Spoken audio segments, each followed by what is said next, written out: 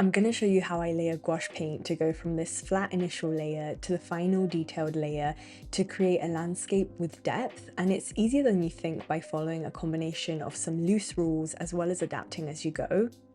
For my painting setup, I have two waters to get my brushes extra clean and no muddying of colours, a plate that I use as my palette, my Princeton Velvetouch brushes which are just elite, gouache paint, here I'm using a combination of Winsor, Newton and Holbein, a towel to clean my brushes, and one of my favourite sketchbooks which is the Strathmore Tone Tan Mixed Media Journal.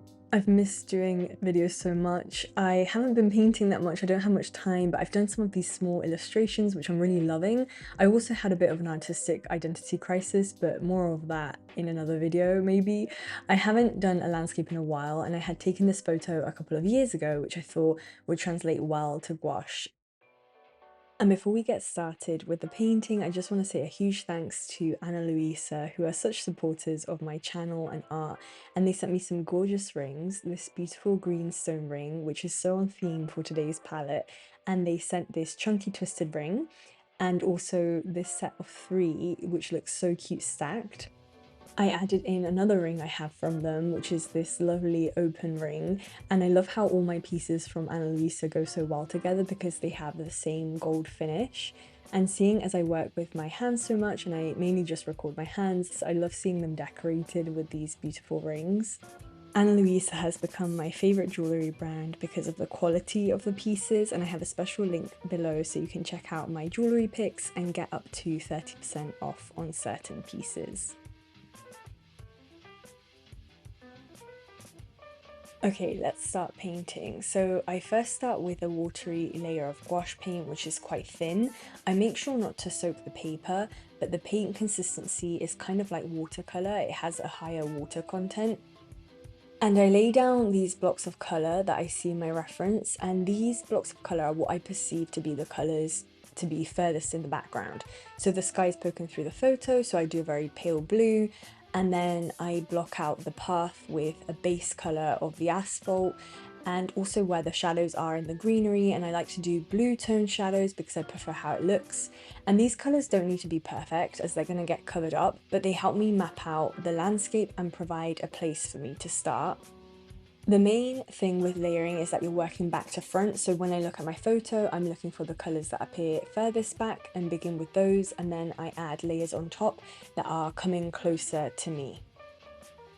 So because the sky layer was so thin, it dried super quick, and I can begin to lay down some leaves, and I'm allowing the reference photo to guide me in choosing my colours, but also remember that we will layer on top of these, so don't worry too much about getting it perfectly. I tend to follow that rule of working from back to front, so I try to decipher what colours are furthest back and build on top. And that's the beauty of layering. We can go back and add more dark or light colours on top if needed, but we do have to start somewhere. And generally by working from the back to the front as much as possible, we do achieve that sense of depth easier, which is why I like to follow that rule. Hopefully you can see that the consistency of the paint is still quite watery, which means it will dry quick, which is the key to not having your layers merge. We'll get thicker as we go along, but for now we're keeping it thin for the second layer too.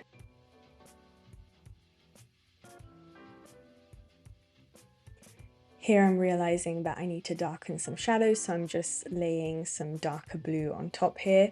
As you can see, gouache does color shift when it dries, so you'll notice that you may have to adjust as you go along. And this is only information that you can get as you go forth with the painting process, when you maybe put down a color next to another and realize you need to go darker or lighter. So even though there are general rules, the process is also about adapting as you go along. I want to build up the volume of the tree, so I begin to layer a mid-tone green on top of the dark blue, and then I go in and add some lighter green. And I think that green landscapes with lots of foliage are really beginner friendly because it's really not about perfect precision of where all the leaves are or the branches. It's more about getting the general values right, but you can have a lot of fun with it and not be too perfect and still get a really great and satisfying outcome. Actually, I think that satisfying or satisfaction is like a really good word to describe being a beginner with gouache because I think that if you do pieces that you feel satisfied with, you'll learn more and learn more quickly and want to keep painting. So I think that this one is definitely up there with regards to getting an outcome that feels really fulfilling. As I build volume, I realize I need to add depth by deepening those shadows, so I begin to darken the branches and add tiny dots to the leaves to create the more shadowy leaves. And you can see how this starts to add some definition, and we're starting to see some shape to the foliage above. It's important to be patient with this process because layering can take a little while and you want to pay attention to the marks of the paintbrush, how they go from really small in the background to bigger in the foreground, because this will help with adding depth. I'm then going in with a more mid-tone green to add more volume with tiny dabs of the brush to create the illusion of lots of leaves. And I go back in with a very light yellowish green, almost white, to add more light coming through the treetops.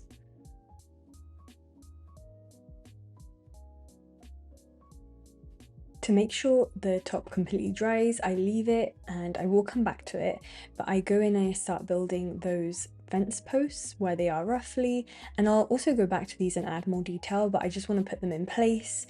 I often get the question of how do I not move or reactivate the paint below when I put on a light color like this over dark gouache.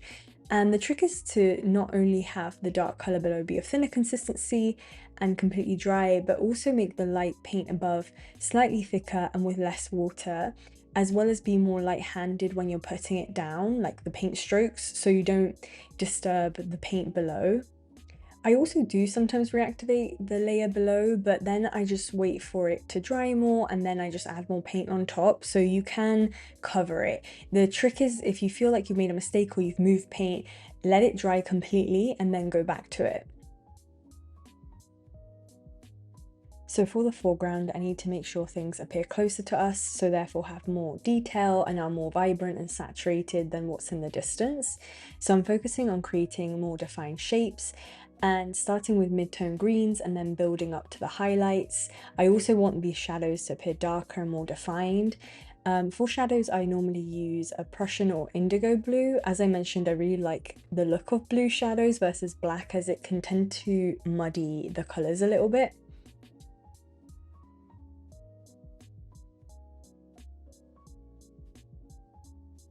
While that dries, I add some more shadow to the path and it's looking a bit one-dimensional, so I pay attention to where there are more shadows because of the denser leaves.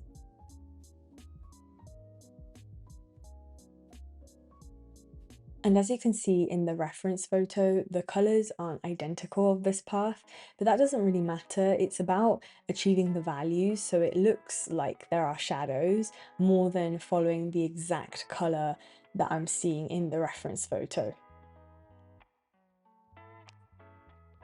So now I go onto the foreground and I start to add those highlights, the more vibrant greens. I pick out more defined details, and this is the fun part because it starts to really come together.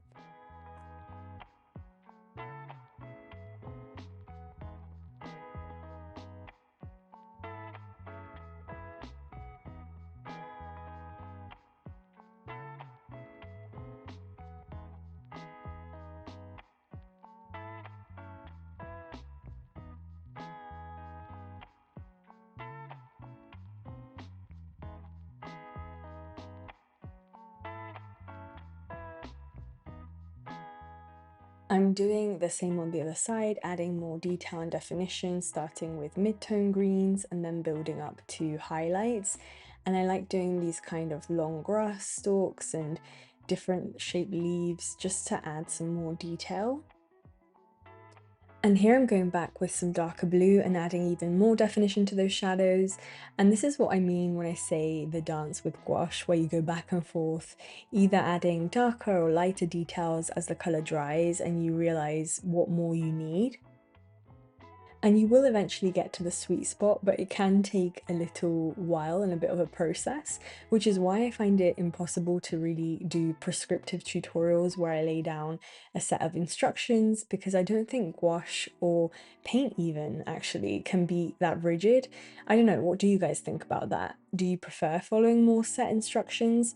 I find it kind of hard to follow a step by step with paint. I think with markers I find it a bit easier because they're a bit more straightforward with regards to like the color, or maybe it's my specific style and the way I use them. I find it easier to lay out a step by step.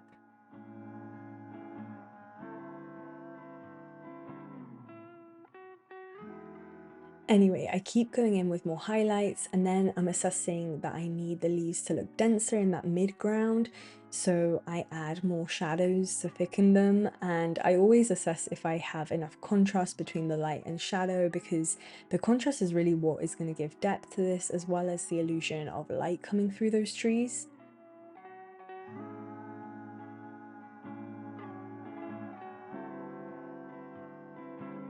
I'm going back to the path and also adding some more shadows, especially under those foreground leaves to help bring them out a bit more.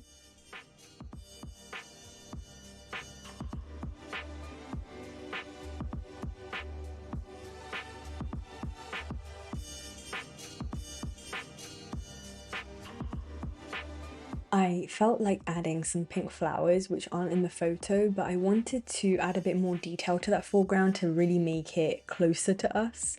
So to make sure that they have dimension, I added 3 tones of pink so that they don't look flat, a darker and a lighter pink, and then some highlights. And this will give the illusion that there is light and shadow on the flowers, depending on their position. And here is the final result. I hope it was useful, and let me know if you ended up following along. I love seeing what you create, and I'll see you in my next video, which I promise won't take me as long to upload.